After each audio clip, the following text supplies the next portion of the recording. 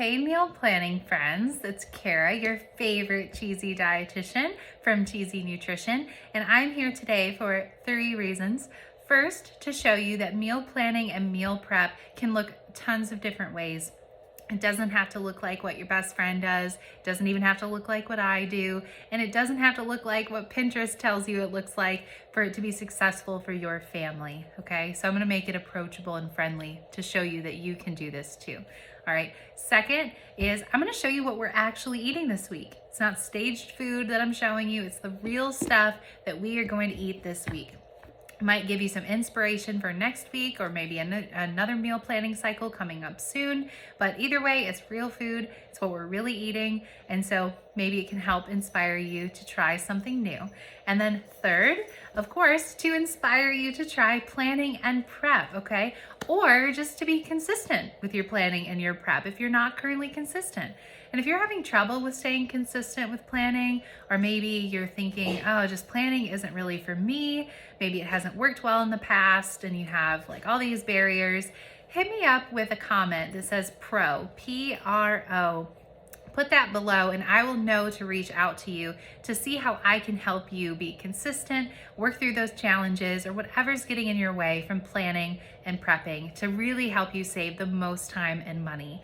Okay, and speaking of save time and money, I'm super excited to tell you that this week is a leftover party at our house. Okay, it doesn't mean we're just eating stuff that's left over in our fridge from last week's prep, but instead we're utilizing our freezer stash. Okay, so we're gonna do a whole slew of different things, which is very new to us because normally we just have one thing in this lunch column and like 3 things in the dinner, and this week we've got so many things going on. I know that's backwards to you, I'm sorry, but I'm very excited because it's like a party at our house having something new every day. So without further ado, this week, of course, breakfast is the same as usual. So I did spend a few minutes making eggs this morning and putting together the husband's breakfast sandwiches.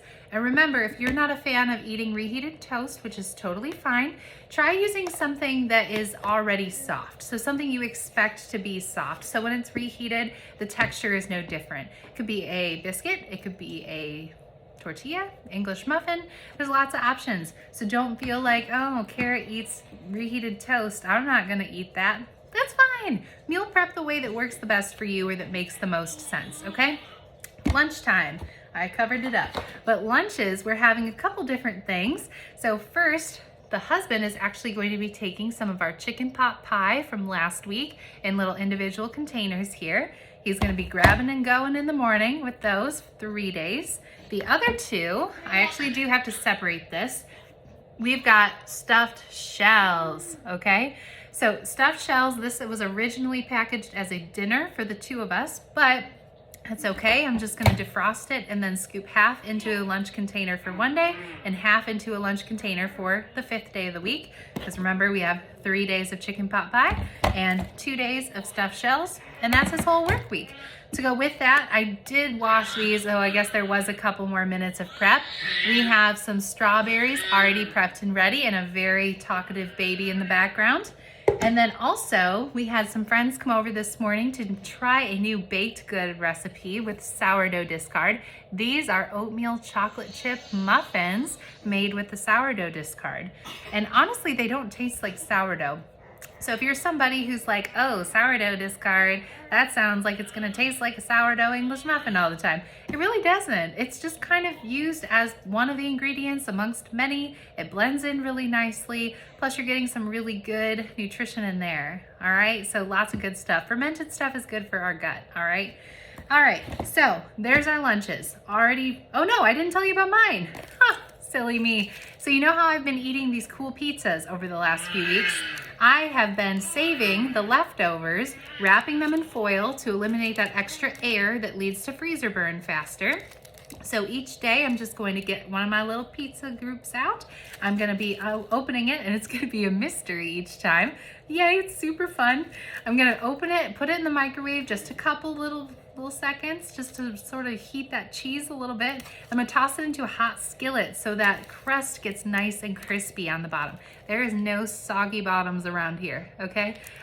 That's how I'm gonna eat my pizza. It's like a mystery party every day. Now I can talk about dinners. the first dinner I'm really excited about. We had friends who made homemade pasta and they gave us some.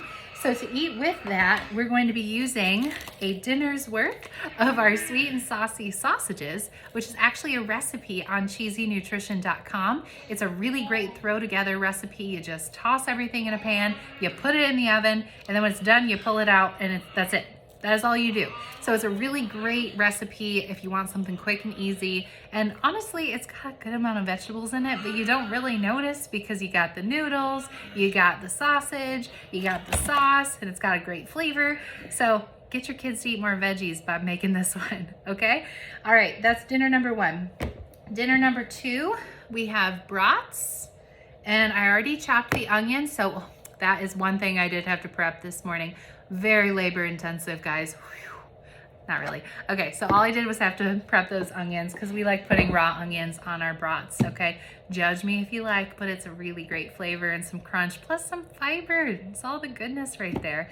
All right, that's dinner number two. Dinner number three, there we go. I moved it. We are actually having some homemade dumplings, which I did not want to get out because I don't want them to defrost at all and ruin that good quality, but I will show you. Sort of. I have one scallion pancake left over that we're going to eat with those, as well as some frozen vegetables. And I've been told that you can put these straight from the freezer into the pan. I don't know, but we're gonna try it this week. So I'll let you know how it goes. All right, but we'll do the scallion pancake with the dumplings and some vegetables. And that will take us through 4 dinners, okay? Now, we have one more dinner. We actually didn't prep it all for it because on Friday we're going to have my parents here and we're going to be having one of those fancy pizzas I told you about, the French onion pizza. Okay, tons of you were like, oh my gosh, Kara, I need this recipe. And I said, okay, well, I can give you sort of what I did.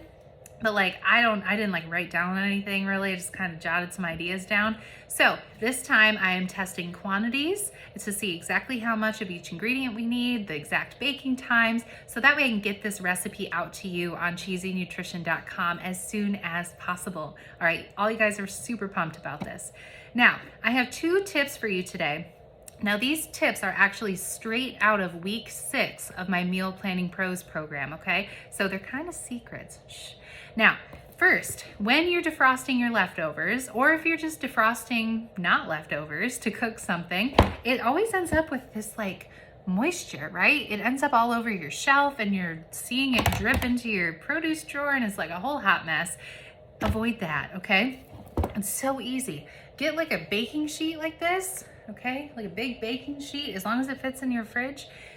Fill it up with the food that needs to defrost, put that straight on the shelf, and any of that moisture, or even if you have like a bag that maybe had like a little micro tear in it that's gonna leak some of that sauce, it's all gonna be on this tray, okay? So the worst is that you might have to wipe off the bottom of your container, okay? It's really not that bad, right? This is gonna catch everything.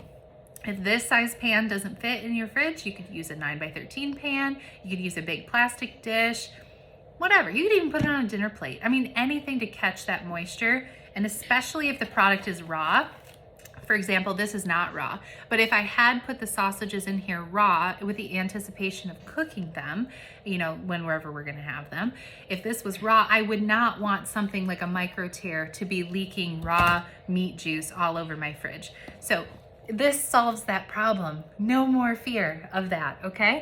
So that's tip number 1. Tip number 2, you need to know what you're gonna actually defrost, right? So my biggest tip here, and this is my little trade secret, you want to keep a list, a running list of those foods that you put in the fridge and how much it is. So, for example, last week when we did the chicken and dumplings, I knew that I had 3 meals worth of chicken and dumplings. Okay, there's 1, 2, I know I have to split these. 1, 2, 3, 3 meals worth. So 3 lunches for my husband, probably a little bit more for me, but definitely three meals for my husband here. I put that on a list. That list was actually already pretty filled up, and I knew that we already had plenty of the stuffed shells. We had the sweet and saucy sausages. We had the brats, we had the pasta. You see where I'm going, right? So I knew we had all these things, but only because I kept that running list. Without the running list, you have no idea what's in your freezer, okay? So if you wanna learn more of these little hacks that I have, hit me with a pro in the comments so that I know to reach out to you to help you simplify your food storage areas, not just the freezer, but that pantry too. And I know that pantry is a nightmare sometimes. So I am here to help you, but you gotta let me know that you want my help. So just hit me with a pro below and then I'll know to reach out to you and we'll get you all sorted out, okay? All right, that's all we're having this week. So hopefully you've learned something new and hopefully even maybe I've inspired you to try a little planning or prep or put something in your freezer with the list. Don't forget the list.